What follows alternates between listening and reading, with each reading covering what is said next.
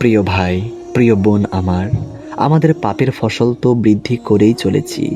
জীবনের মূল্যবান সময়গুলো আমরা কত অবহেলা করছি।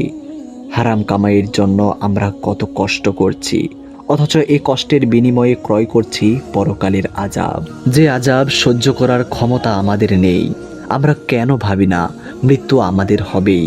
ক্ষণস্থায়ী দুনিয়ার জন্য কেন আমরা পরকালকে বরবাদ করছি?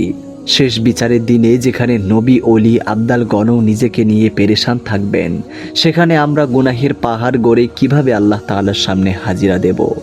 আমাদের কি হুঁশ হবে না? আমরা আর কতকাল হারামের পথে ছুটব? আর কতকাল দয়াময় আল্লাহ তাআলার অবাধ্যতায় কাটাবো? আমরা আর কতকাল আমার শরীর, আমার মনের চাহিদার জন্য নিজেকে আল্লাহ তাআলার আযাবের উপযুক্ত করতে থাকব? আমরা কি আল্লাহ তাআলার আদেশ নিষেধের ব্যাপারে যত্নবান হব না? আমরা কি অভিশপ্ত শয়তানের ফাঁদ ভেঙে আল্লাহ তাআলার বিশ্বস্ত হব না?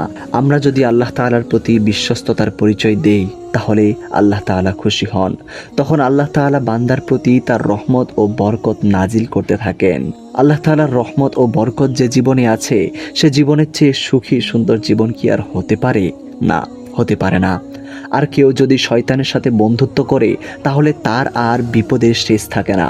শয়তানের সাথে বন্ধুত্ব করা মানে আল্লাহ তাআলার সাথে বিশ্বাসঘাতকতা করা, আর আল্লাহ তাআলার সাথে বিশ্বাসঘাতকতা করা মানে জাহান্নামের উপযুক্ত হওয়া। আজ সারা দুনিয়ার যেদিকে চোখ যায়, শুধু চোখ ঝলসানো আলোর মেলা। চারদিকে শুধুই আনন্দ ফুর্তির আওয়াজ, কিন্তু অন্তরগুলো আধারে ভরপুর। আনন্দ ফুর্তির আড়ালে লুকিয়ে আছে কান্না আর হতাশা।